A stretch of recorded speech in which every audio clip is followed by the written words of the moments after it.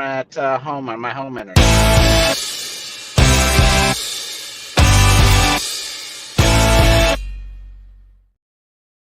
Well, that was perfect timing right there, too. And you're not on delay because you're on your phone, man. That's nice. It's nice. Welcome into the Let's Talk Sports Fantasy Football Show, everybody.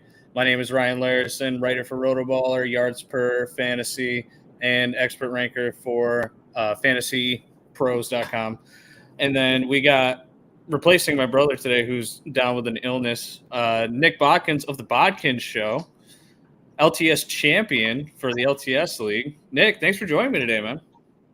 I think you missaid you upgraded your brother into the form of the LTS champion Bodkins, host of the LTS show, host of the Bodkins show. That's what you meant to say. So let me give myself a prop. Yeah. Yeah, no, I agree with you. Over Matt, though, let's be honest. It's kind of not a high bar to clear at that point. So that's true. That's true. True that. Guys, we're going to do this like we do every week. We'll answer any questions that you got. We will go through the Thursday night game in the beginning of the show, check through some of the major injuries that are going around the league, and then if I have to filibuster and nobody's asking questions, I'll just dive into my rankings real quick. But first, we'll plug the sponsors. Underdog Owners Box. Use promo code LTS. Get up to $100 price match on your first deposit for both sites. I shouldn't have to explain this. If you want to play your daily fantasy, go to Underdog Owners Box. I use Underdog the most.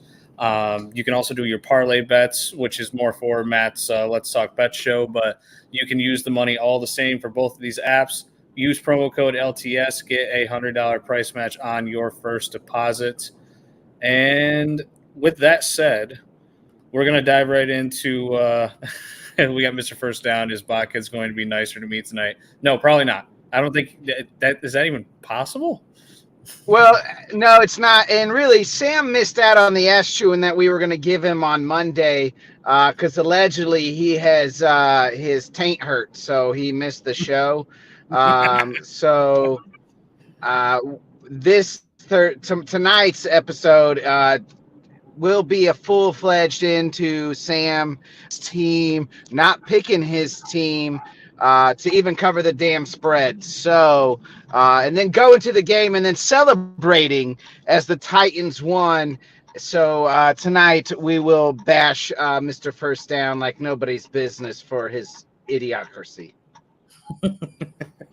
Well, I mean, I would do the same. He says love you too, Nick. So it all tracks the same.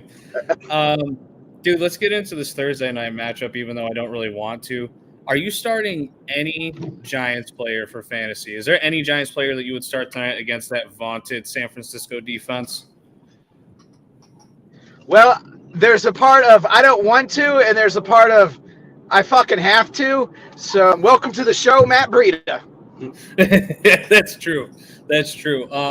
Sorry that you have to do that because I wouldn't start him over about 40 other backs if I look at my rankings. I think I got him like 41 or 42. But it's slim pickings right now, man. Austin Eckler's gone. Nick Chubb's gone. There's a ton of big names that just have nagging injuries or also just suck. So you kind of have to roll with some of these guys like Breida if you're put into the wrong situation. The only Giant that I'm starting with any sort of confidence is Waller. I mean, he's just getting force-fed targets like we all figured he was going to. And, yeah, the matchup sucks, but if he gets 10 targets and he catches 6 balls, he's going to probably rank top 5 because tight end is absolutely horrible this year. So that would be my only recommendation there. I can't recommend Daniel Jones. You can't recommend any wide receivers, and I sure as hell am not recommending playing their defense against San Francisco on a short week. So it's going to be rough. You got San Francisco winning by 2 touchdowns in this one, just like I do, basically.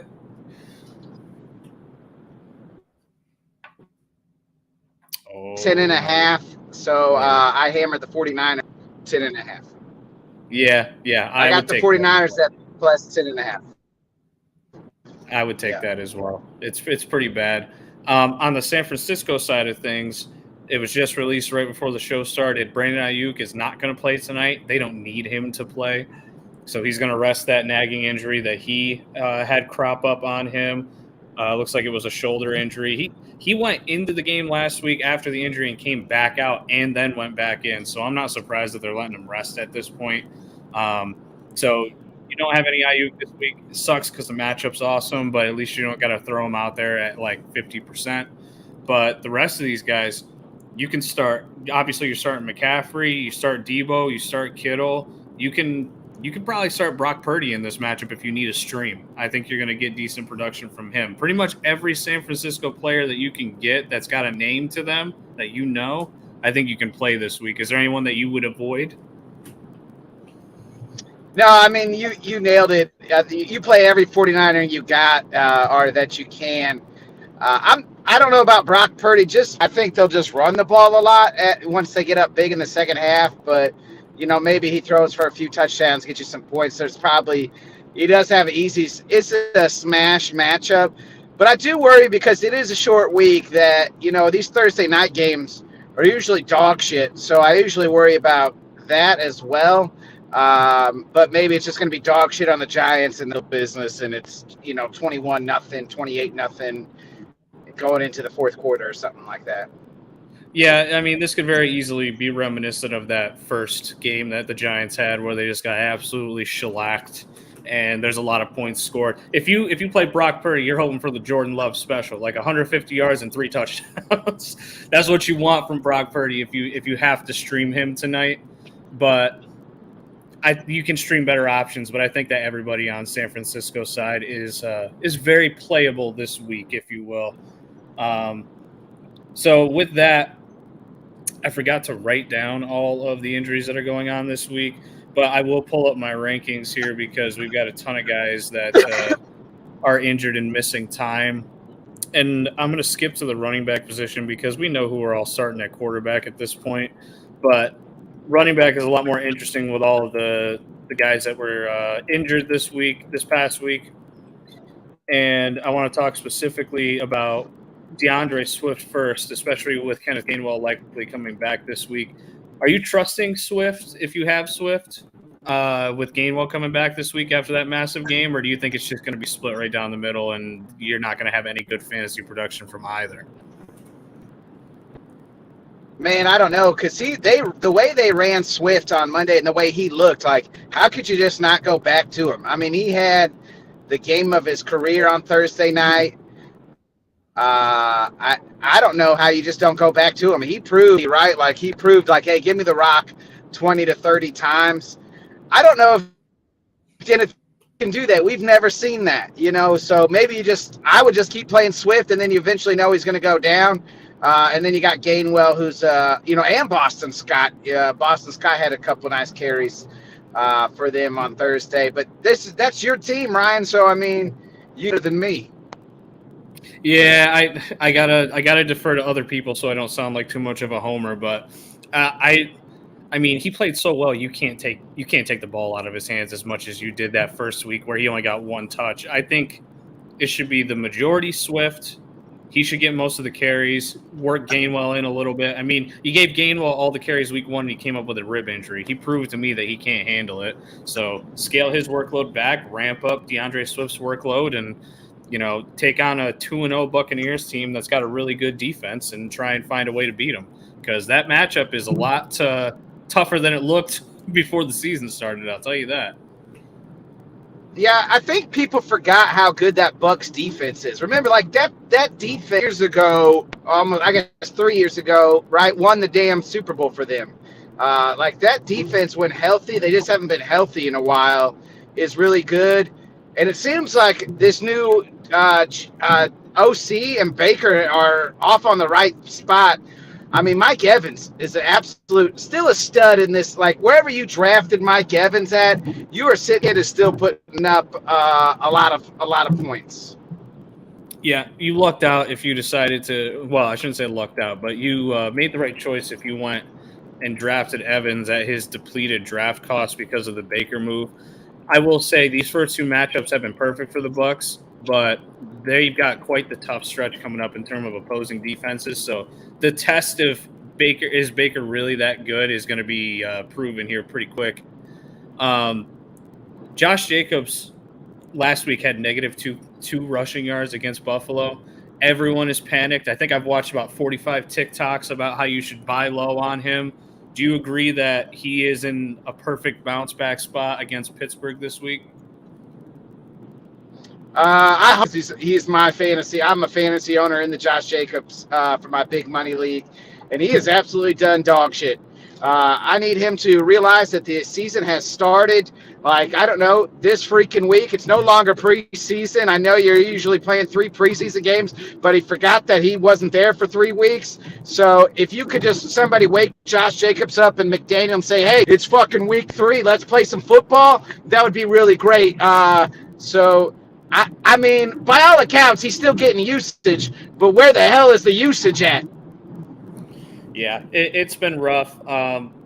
I will say these defenses that he's gone up against have not been the easiest matchups, and I guess that's the only thing I can defend. But I mean, Pittsburgh has literally been a sieve for running backs over the past 2 weeks. I think he's going to absolutely smash this week. Is Denver, though? Denver, they let Brian Robinson ran all over Denver, and what happened? Like you know what I mean? I watched a little bit of that game, and it looked like Robinson was ripping off. Robinson had huge points against Denver. Yeah, but I think Robinson is more. Maybe he's just better than we thought. He did get shot last year and had a really bad yards per carry, so maybe we were on the wrong track of thinking for him having a really bad yards per carry. I still don't know if I believe that totally, but I'm going to give him another week before I apologize. But another dude that people are panicked on is Miles Sanders. He has not had very much production so far as the lead back for Carolina. Big pluses for him are he's got the 8th most touches out of all running backs in the NFL, and now he gets to go up. And his next 5 of his next 7 games are against bottom 10 run defenses. So I think this is the time where he's going to really start to show off and go nuts. Are you a believer in Miles Sanders kind of having a bounce back here? Or you think he's still going to have a rough time because it's Carolina? I was never a believer in Miles Sanders, so I can't be like, buy him now, because I was never a believer. Here's the thing. He's got a rookie quarterback. What do you do with rookie quarterbacks? Let's stack the box. We're going to stop the run. We're going to make Bryce Young beat us. We have 80-year-old Adam Thielen who stinks, but, he's not, he's no speed burner, so we'll just try to take that away. If not, we'll just let him dink it dime it to Adam Thielen, and we'll stop everything else because there's no other weapons really on this team that you believe in. So, I was never a fan of Miles Sanders, still currently not a fan of Miles Sanders. Yeah, I get that. I think Miles that he's Sanders going to... I'm surprised you bought into the Miles Sanders hype because you should know better than anybody that he really wasn't all that great in Philly. He had one good year last year, and that offensive line is awesome compared to what he has in Carolina. The big things for me were the Panthers' run blocking the past few years has been pretty good. I mean, they got Deonta Foreman to almost 1,000-yard season last year, and his usage was going to be what made him so fantasy relevant. And on top of that, he averages over 5 yards a carry in his career. Like, there's not a lot of guys that do that past 3-4 years in the league, and he has done it. So I think it bounces back this week, but I don't know, man. It's going to be tough. Breece Hall. Last week was another crappy week for the Jets after they lose Aaron Rodgers, and Breece Hall gets 4 carries, tweets out 4 footballs, and how pissed off he is that he only got 4 carries. You think they right the ship this week and just force feed him the rock and let him go and take the ball out of Zach Wilson's hands? Yeah, you got to go. I would do 15 to Bryce, 15 to Dalvin, and just pray that my defense causes a few turnovers like they did in that Bills game. Like, you saw that Bills game on Monday night. Breece looked phenomenal. Looked like he had never even been hurt. And then they go to last week. I think they just got down too much. And Zach threw a bunch, especially in the fourth quarter. And then the game was out of hand. So why continue to run a guy who's been hurt? You're trying to protect him from himself a little bit. But if the game is closer and they can run the ball, why not run it 15 times with Dalvin Cook, 15 times with Bryce Hall? And then just pray to God that I feel bad for Garrett Wilson owners, which I have some leagues because I don't know how good he's going to be. We were expecting him to be a top 5 wide receiver, top 10, and he might be somewhere in the 15 to 20 range now. He's got the skill to make it work. I mean, he's caught some incredible passes that have been just totally off the mark from Wilson, but yeah, it's unfortunate. Oh yeah, he saved them on that Monday night game. He caught that touchdown, which was incredible. So, the big one I want to ask you about, since you're the Packers fan, is AJ Dillon, dude. Last week was the perfect smash spot for AJ Dillon. Yeah, and he produced 55 rushing yards, I think, and I don't even think he caught a pass, maybe one pass. The hell is going on? He had the opportunity. No Aaron Jones, decent matchup. Why could he not find a way to be fantasy relevant in the one time he should have been fantasy relevant? his quads are too fucking big. That's the problem. His quads are too big. He just falls right over himself. I mean, the guy, it's 3rd and short, Ryan. It's 3rd and fucking short. Why, you're so big, all you got to do is just couldn't get it done. His yards per carry is like 2.3. It is awful. He just falls over himself. He moves his feet too much. It's just not good. I am out, all the way out on the AJ Dillon, train, bandwagon, whatever the hell you want to call it, the AJ Dillon. I just think he can't get it going. Like, for whatever reason, either it's too movement and he's too slow. He falls over his quads too much. That's what I think. He's like the most overhyped back. It's insane. Like Madison, I think, is better than him right now, and Madison sucks. Like, it blows my mind. It really blows my mind. This week he's got New Orleans. Aaron Jones has been limited in practice, but with the hamstring injury, you never know if they're actually going to let him come back this week or not. They damn sure need him against New Orleans, but if you have AJ I believe Dillon, Jones, don't play him. I believe Jones practiced today. Yeah, he got in a limited session, that's good. I mean, they need him. They need him to try and find a way to beat New Orleans because that defense is for real.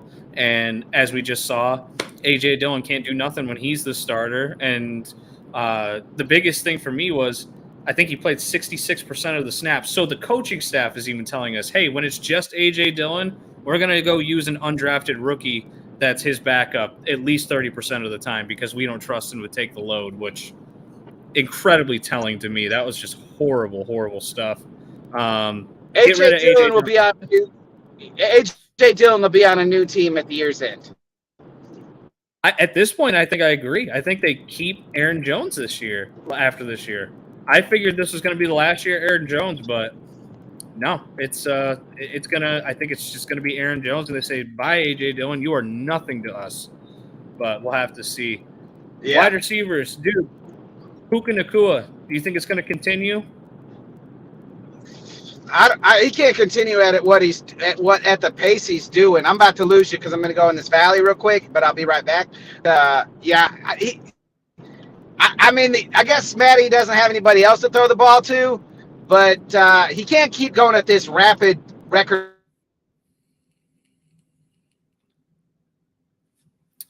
Yep. We lost him, and that's okay. Go to the comments here real quick. Answer your questions. Just got offered T. Higgins and Ken Walker for CD, full PPR. What do y'all think? If you really need the help at running back, I think this deal is worth it. T. Higgins, you might think that his value has been depressed a bit because of the potential, absence of Burrow. I'm not too worried about it. A backup quarterback is going to find a way to get these guys the ball. The weapons are too good. I would take it. CD's great, and I think he's a top 10 fantasy wide receiver, especially in a full PPR with all the targets that he gets. But you're bolstering your running back room. You're bolstering, you're getting a really good top 15 to top 20 wide receiver in return for CD. That's exactly what you should be asking for when you're trading a superstar like that. So I like that. That's good. Back to Puka Nacua real quick.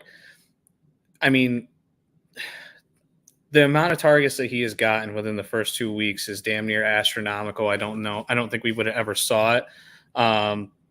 Also, you're welcome, man. Appreciate you watching the show. It's hard to imagine that he's going to continue to get that type of target share going forward. However, there is no reason for them to keep looking away from Puka. They are winning games. They were extremely competitive against San Francisco last week, a team that is ranked near the top of the league for just about anybody that ranks teams in the NFL. They're a top 3 team across the board, offensively and defensively. So there's no reason for you to turn away from Puka. He's got top 12 upside every single week, and eventually – yes, he's going to come back down. No wide receiver is consistent. Every wide receiver has a bad game. It doesn't matter if they're Justin Jefferson, Devontae Adams, Jamar Chase. But you got to keep rolling Puka out there every single week. And for those who are worried about when Cooper Kupp comes back, Puka Nacua is in on those, those breakfasts with Matt Stafford and Cooper Kupp. He has joined that. That was actually a report earlier from one of the Rams beat reporters, and that's everything that you want. We got Mr. Botkins back here. Botkins, we got questions in the chat, so we're going to go to those while we wait here. Pick 2 in a full PPR. You got James Conner going up against Dallas. Joshua Kelly, assuming there's no Eckler, which I don't think there's going to be. That game's against Minnesota. And then you got Rachaad White going up against Philadelphia. They said, I know Kelly wasn't good, but it was against the Titans' run defense, which is just about the best in the league. So out of those 3, Connor against Dallas, Kelly against Minnesota, White against Philadelphia, what 2 are you picking? Man, I don't know. Kelly let me down. He's going to get the touches, right? And Minnesota's defense has been awful all year so far. So I will say Kelly, and I know you're probably going to say James Conner, so I will go with White, who I think, like I said, the Bucks have been pretty good, and he's done well as well. Yeah, I actually have Conner on my fade list this week. I know it's blasphemy with all my love for James Conner. I'm not starting him against that Dallas defense if I got better options, and I think both of these guys are. So I would start Kelly and I would start Rachaad White this week.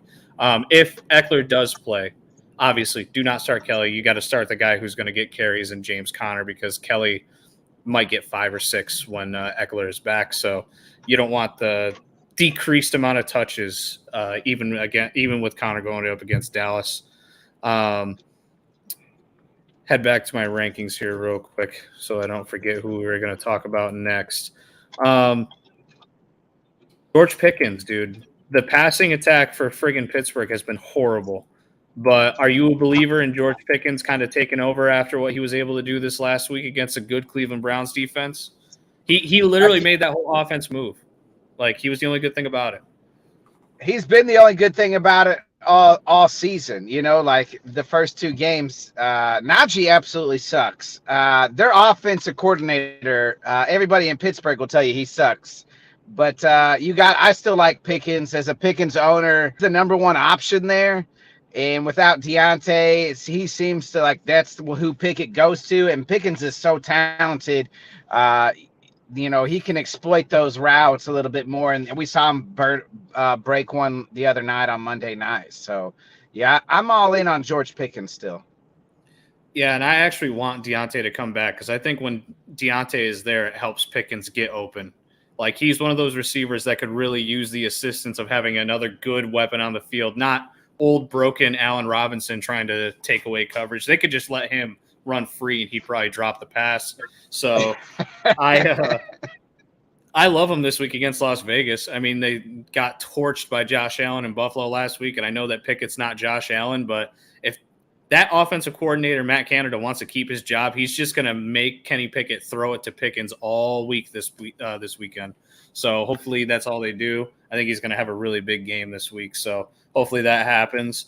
I've got him at 18 over guys like DJ Moore, Garrett Wilson, Zay Flowers. Like, I think he's going to have a big week.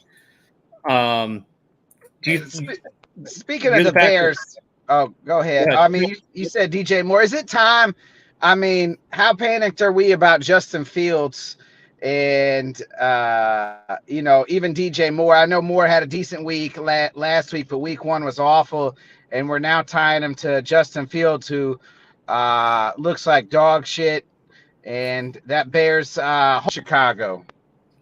Yeah, so I don't know if you saw the clip or not yet of the Buccaneers defender talking to DJ Moore, saying that they're using him like a gadget player and he's not being used correctly. And then DJ Moore said, "Yeah, I agree."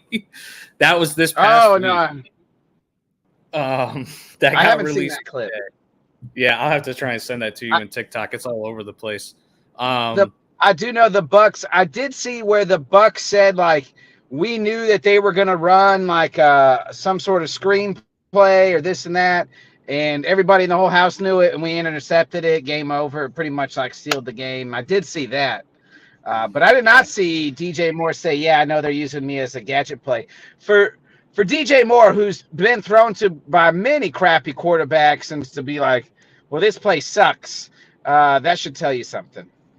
Yeah, and to me, I want to defend Fields because I really do think that the coaching staff is saying like, "Hey, we got you weapons. We want you to be a pocket passer." They just don't want to use him the way he's supposed to be used. He is a running It's quarterback. it's a whole Matt Nagy thing, right? Like they drafted Mitch. Matt Nagy didn't draft him. He comes in, says we're going to do it. This thing's my way. We're not like as a good coach. A good coach is supposed to play to your players' strengths. You know what I mean? Like that's what you're supposed to do. Like what can Fields do good? Well, he gets out of the pocket. He does this and all right. Then we need to do all that. Like all the things that he does well. Let's do well, and we're not doing that. But what he does do well, let's do that. No, I agree, and that's why I want to give him this week. I have him in a ton of leagues. I drafted him everywhere. I have options to pivot to. Like I've got Jared Goff to pivot to in some leagues and some guys with some really good matchups. I'm letting it ride with Fields one more week. If they let him actually try to run the ball like he's supposed to and play the offense the way that it should be played with him under center, then I think you've got a lot of hope for Justin Fields in the future because he's got some good matchups. Like his division is terrible. All of the teams in his division, except for I would say Green Bay, has awful defenses that he gets to play against. The Lions are completely banged up. They just lost C.J. Gardner-Johnson. They lost a corner. They've got a defensive lineman missing. Like he's got the ability to have those big boom weeks that he had last year if they'll let him run the freaking ball like he's supposed to. So I'm giving it this week. As for DJ Moore, I mean, he was able to go for over 100 yards last week, and that's probably the worst game we'll see out of Chicago all season long, I feel like. Because if they have that happen again, everybody's getting fired. Like, they can't have that crap happen again. It's going to be a mass exodus in Chicago. So, and it's kind of already happened at this point. You got FBI's raiding the friggin' defensive coordinator's house and stuff. Like, you just can't have all this stuff going on. They've got to switch some things around. So, I'm letting it ride this week. I think you play DJ Moore no matter what because, like you said, he's played with all these terrible quarterbacks and he's found a way to be fantasy relevant every single year. And I don't think people had to draft him super high. Like he was going 5th, 6th round. So he's some people's wide receiver 3. So I think you play him this week and you play him for most weeks unless the matchup is so god awful that you just can't trust him. Like if he plays Dallas. Christian Watson, dude, you're the Packers guy, and I've been following reports about Christian Watson for the past 3 weeks. Actually, it feels like I've been following injury reports for him for the past 2 years. Do you think he plays this week? I mean, even if he does play, I'm probably not playing him fantasy-wise. He's coming off another hamstring issue. It seems like this hamstring issue is a relative thing. It hurt him last year at times.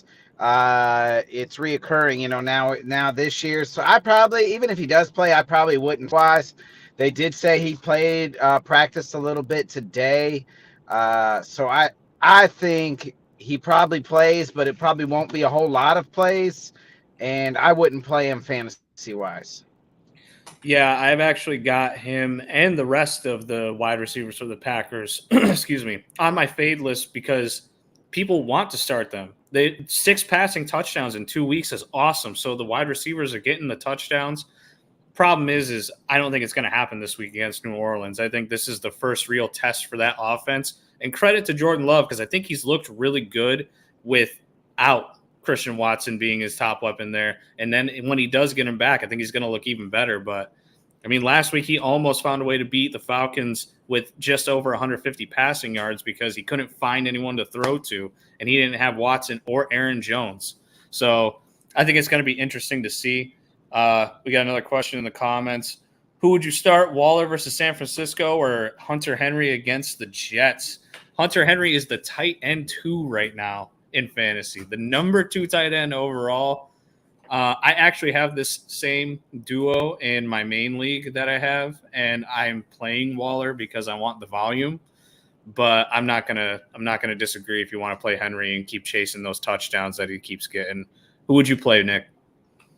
Yeah, it depends on, like, if you're projected to lose by, let's say, 20 or 10 or 15 points, then you probably want to play Hunter because the ceiling's probably Touchdown. higher, right? Yeah, because Yeah. the touchdowns, right?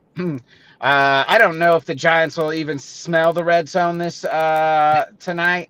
So, but we know Waller will get the touches. But if you're projected to win or close, you'll probably be safe, with Waller with the floor.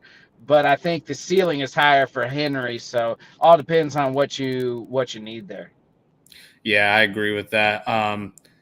Like I said, I'm playing Waller, but I'm also projected to win that matchup by 10 points. So I'm kind of going for the safety net of that one. Mr. First Down's back. Feelings on Baker Mayfield this week. Fantasy-wise, I'd probably avoid him. I mean, Kirk Cousins just put up a ton of points on us last week, so maybe he has the ability to do the same thing, but he hasn't had to face pressure yet. He's got no turnovers. He's only been sacked once. And I don't think that's happening against Philadelphia's defensive line. For me, this is the real true Baker test. Like, he's going to have pressure in his face. He's going to have to throw against, 2 good corners. We're supposed to get Bradbury back this week, so that means he's got Slay and Bradbury out there.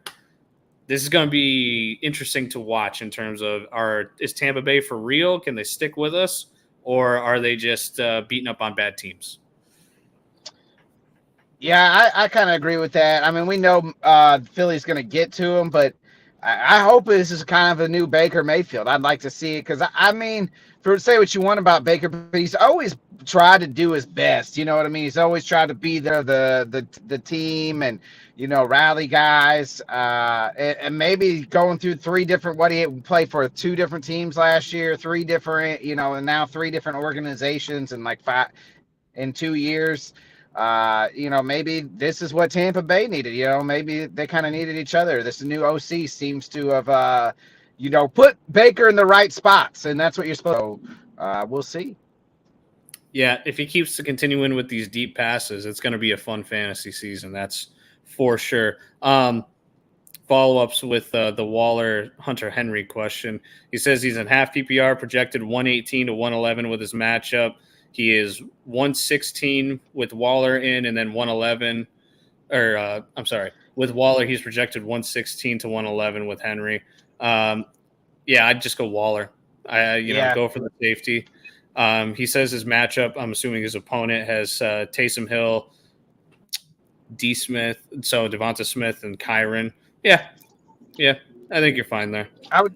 I think where you drafted Waller, probably you have to play him. Like you know what I mean? Like you draft kind of be your every tight end, so. And that's not Taysom Hill. I can almost guarantee it's Tyreek. He's probably got Tyreek. Yeah, Tyreek. He's got his opponent's got Tyreek, Devonta Smith, and Kyron. So that's a volatile lineup, high upside. I think I'd still go with Waller because Henry could catch a touchdown, only catch 3 passes, get a touchdown. If Waller catches 6-7 passes and a half PPR, he's probably going to match what Henry does and then potentially get more. So I got Waller ranked higher, so I'll say Waller. I don't feel awesome about it because of the San Francisco matchup, but I can't just go against that.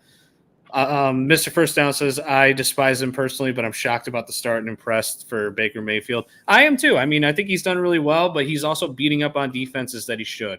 So this week in particular is where I'm really interested to see what he does because Tampa's got a tough stretch coming up over the next month or so. So yeah, we're going to find out. Yeah, we're gonna find out a lot about the Tampa Bay Buccaneers here. In the next month. Yeah, I'm excited to see it. And if it continues to be good, that's awesome because that just means that we can actually trust the Buccaneers defense for once, or the Buccaneers offense without Tom Brady. Yeah. Let's see here. One of my other favorites that I have this week is Jordan Addison going up against the Chargers. He's kind of been worked in slowly over the past 2 weeks. I think that, honestly, this is probably going to be his coming out party. I think that Justin Jefferson's going to get what he gets every single week, but they've started to fade Osborne out, and they're putting Addison into more, prevalent situations on offense, and he had that big touchdown last week. Dude, he could end up with 2 or 3 against the Chargers. This game could go 60, 65 plus in terms of total points scored. So, what do you think about that game? Are you starting pretty much everyone you can in that game if you have them? Yeah, both those defenses suck. The Chargers head coach is an idiot. He's supposed to be this defensive guru, and his defense couldn't stop a nosebleed right now. And they got the names. That's the thing, is they got all the names you could imagine, right? Bosa, Mack, J.C. Jackson, Jerwin James. Like, that's a caliber lineup, and they can't stop anybody. Ryan Tannehill looked like freaking Tom Brady out there last week throwing all them touchdowns. So, that's how bad the Chargers are. They made Ryan Tannehill look good. Never thought we'd say that after that first week. Exactly. RGQ says, all right, sounds good. Waller it is. At least he's got something to watch for tonight. And he asked if Hunter Henry does do good again this week, should he look at trading him since he has Waller? He thinks that he might be able to snag Kyron from the guy that he's playing this week because he's got Kyle Pitts, and Kyle Pitts is like the tight end 40 this year, and he's not going to do anything this week either. So, I would do that trade immediately. I would do that trade right now. Fuck it today. If you would take it, I know it's hard to trade with your opponent that week, but man, dude, if he takes it, I would. We saw what Kyron Williams could do in 2 weeks already. Now they traded Cam Akers. Like, it's Kyron Williams' backfield. If you have Kyron, and they're going to run the ball like we've seen him, and he's catching passes out of the backfield. Hunter Henry for Kyron Williams, if that guy's willing to do that, then dial that up right now. Yeah, I wouldn't look back if you could do it. It's going to hurt if Hunter Henry, kills you and makes you lose this week, but moving forward, you'll have Waller, and then you'll have a bona fide, at worst, RB2 in your lineup with you to take into other matchups this week. So it's tough, man, but I would do it. I don't always want to trade with my opponent that week, but you kind of have to sometimes if you can get the right deal. But Kyra could help him win this week. You know what I mean? And so it's a double-edged sword. That's true. That's true. You won't have to play Kyron if you trade for him. So if he takes it, do it up. But if he doesn't take it, obviously shoot for that next week. Yeah. Dude, tight end sucks this week. Tight end is horrible, not just this week, but every week. But in particular this week, there's some really bad matchups for some of these top-tier guys. We don't know. I think George Kittle's a better play now that Ayuk is out. But like we said, they could just run the ball all night, and he gets nothing again. Goddard's got 22 yards on the season. Is there any tight end that you've been grabbing off of waiver wires that you like to try and play this week? Because I got a couple names that I'll give you after you give me what you got. Yeah. First,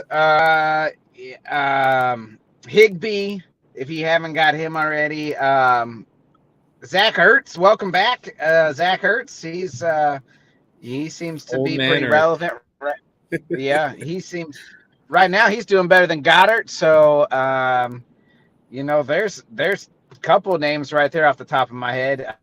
Musgrave, I'm sure those guys already been drafted, but Musgrave may not been, but Sam Laporta definitely probably has. Yeah. He real quick.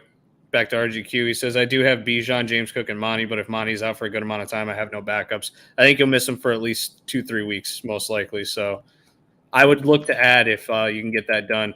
Ertz this week plays Dallas. His target share has been awesome, but he might end up with 20 yards by the end of the night on 12 catches. Main dude that I'm actually looking at this week is Cade Otton. Cade Otton has actually, so he's played 97% of the snaps both weeks. He had 6 targets last week in a game where they were routing the Bears and they were passing all over the place. And Philadelphia is giving up 18 fantasy points per game to tight ends this year so far. We've got no linebackers. Nakobe Dean's hurt, and our backups are like 5th stringers on most other NFL teams. So every team under the sun is going to be using whatever tight end they got. Like, when I did these rankings, you can see Cade Otton, I got him 12 spots higher than what the expert consensus has him. And that's just because I think he's a good streamer this week. I think you need to target.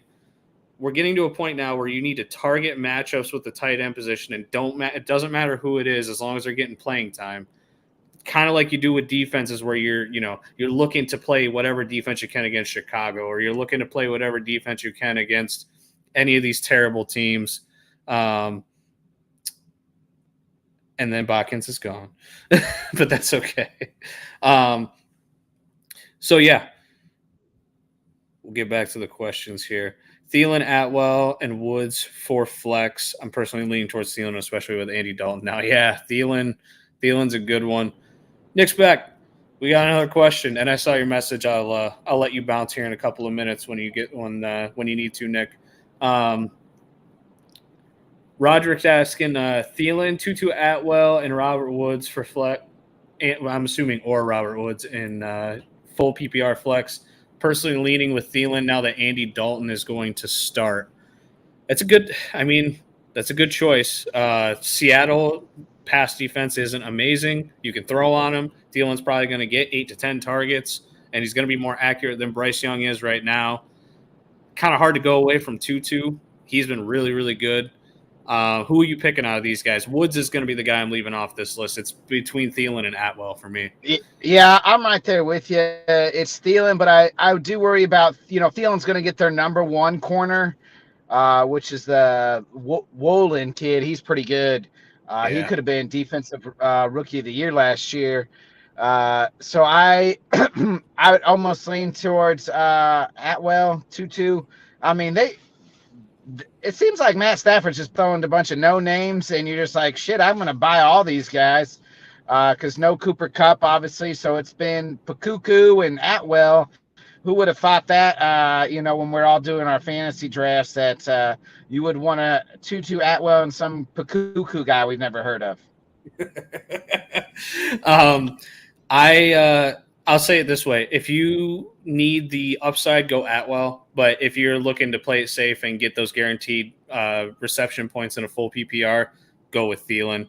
RGQ's back. Think that we see a nice Tajay Spears game soon. Do Tennessee let Derrick Henry rest this week? Derrick Henry has missed practice 2 days in a row. Now, Derrick Henry can miss as many practices as he wants and still play. He's one of the few players in the NFL that can do that. But Spears has been playing like 40% of snaps every week. I think the first week he played more percentage of snaps than Derrick Henry did, but that was also because they were getting pretty beat up. So I think it's happening soon. I just tried to trade for Spears in a couple of leagues and got absolutely stonewalled. I offered a guy who has absolutely no tight end support, Hunter Henry, for Tajay Spears, and it got shut down immediately, which I thought was pretty crazy. So you can try and go get him now. This is your chance. I think the breakout's coming soon, but it's going to be interesting to see. He also says, I have Jalen Warren, been looking at Spears as Henry might be injury prone. Yeah, my strategy has always been get a bunch of backup running backs and stack them on the bench. I've got Warren, Roshan Johnson, Kendre Miller all on my bench in one of my leagues, and Roshan's looking to be the starter soon. It's already been reported. Jalen Warren is already better than Najee Harris, and he's getting less snaps, so that could change. Get those backup running backs on your bench, man, if you have bad running back depth, because in a few weeks it's going to change, I think. Let's see here. We got another question, Nick. Do you got time for it? Yeah, I got the last question here. All right, Roger. Some other question. I had Jalen Warren or Breece Hall for full PPR, and then Addison or Godwin. Well, I can already tell you I'm going Addison this week over Godwin in a full PPR. I think that's a good choice. And then between Warren and Breece Hall, I think, man, this is the effect of 4 touches, man. Because every other day of the week it's Breece, but now you question it after last week. Who do the Jets got? Who are the Jets playing? New England, I think. Oh yeah. And then who does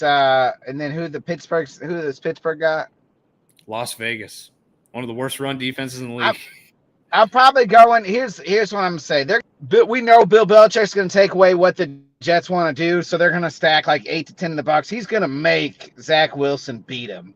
And so I would. That's even if Hall was almost healthy, not coming off the four snaps or whatever it was on Sunday's game, like I'd still probably almost go with Warren just be for the one guy's playing against the Patriots, and Bill he always takes away what you do best, and they're going to try to run the ball. He's going to stop that. They're going to make Zach Wilson try to beat him, and the Patriots probably get their first win of the year. Yeah, I'm heavily betting on the Patriots winning that game, and then the quarterback change is coming soon. I don't know who it's going to be to, but they can't ride with Zach Wilson at this point. They don't got nobody else, though, Brian. That's the problem. They got to make a trade, or they got to sign Carson Wentz. That's what's going to happen. I can almost guarantee it, because if they just Carl Wentz Carl's not going to be any better than Zach Wilson. He's not. Listen, they're the same guy.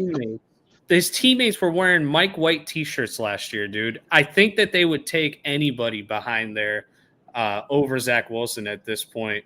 RGQ says Joe Flacco to the Jets. I mean, I think they take Joe Flacco, for God's sakes. I really do. And I think that would be a mistake. I would take Wilson, but it's not by a wide margin on that one. But, yeah, no, Carson Wentz, Jameis Winston has been floated. Like, there's some names. But, guys, we got to let Nick get out of here. I got to roll, buddy. Thanks for coming on, man. I appreciate it.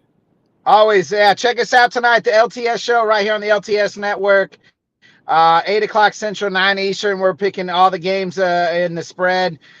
So we'll be doing that tonight and talking a little bit of other sports news. So be a friend, tell a friend, folks. We'll see you then. Absolutely. Guys, go check him out on LTS. Nick, thanks for joining me, man. Take it easy. Guys, if you got any more questions, go ahead and throw them in the comments. But I'm going to wrap this up here because there's not much else for me to talk about. Good luck in your games tonight. Starting tonight, I should say, between 49ers and Giants. Make sure that you guys, if you're watching on Fantasy Footballs for the People's YouTube channel, I just started that a couple weeks ago. If you can like, share, subscribe to it, like and share any of the videos. Saturday, I've got my weekly favorites and fades coming out, and I've also got a bunch of shorts coming out with all those individual players' favorites and fades coming out starting tomorrow, and they'll leak into Saturday as well. And then you can go follow me on Twitter at FFTP. Ask me any questions in the DMs that you got there. We'll see. If you have anything, I usually got the time to answer, so don't worry about it. Upset with the Giants.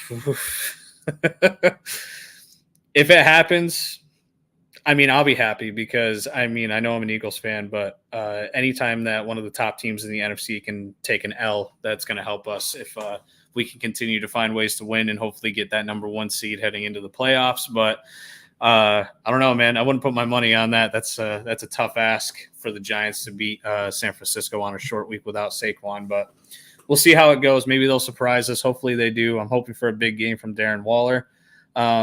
But yeah, go ahead and subscribe to the YouTube channel, guys. Follow me on Twitter at FFTP. I want to thank everybody that came to the comments to join us today. And we're going to see you guys next week. Same time, same place. Appreciate you, RGQ, for coming on into the comments. We'll see you guys next time. Take it easy.